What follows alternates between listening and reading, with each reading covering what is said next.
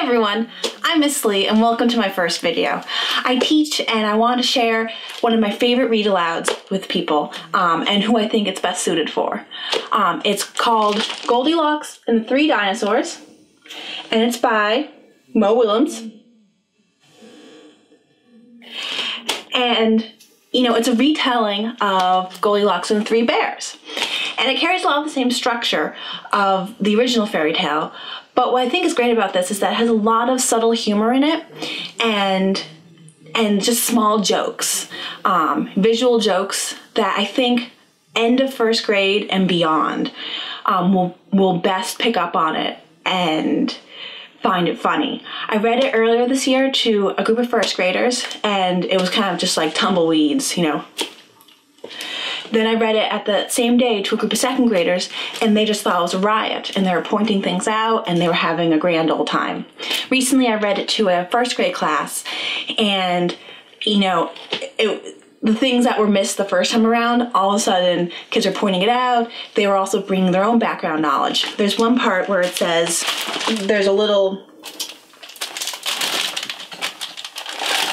sorry about that. There's a little doormat and what it says on it is, wipe your talons. Now the first time I read that, no one noticed it, and if they did, it was just talons. But the second time I read that to first graders, they immediately picked up and, oh, dinosaurs, they don't have feet. That's what you call their talons. And especially in a read aloud to a whole class, that child that has that knowledge, can share that, is gonna feel so awesome about themselves, which I love. But there's a lot of great humor in here that, and just subtlety that I feel can be most appreciated by a slightly older child. The three dinosaurs went someplace else and were definitely not hiding in the woods waiting for an unsuspecting kid to come by. You know, I read that to the first graders and they're like, oh yeah, they're not waiting. It's like, no, they are, they're waiting. And it's not Papa, Mama, and baby dinosaur, it's Papa, Mama, and a dinosaur visiting from Norway. And so it's just, I feel with older kids, it's just laugh out loud funny. And there's a lot of subtle visual things that kids pick up on and just think are a riot. And of course, you know, you always need to check out Mo Willems' end pages. And in this one, he does all different versions of the Goldilocks and three little somethings. You know, foxes, mastodons, falcons. And so they're gonna get a kick out of that. And then also Mo Willems, when he did his author picture, he carried the theme through and he did himself as a dinosaur.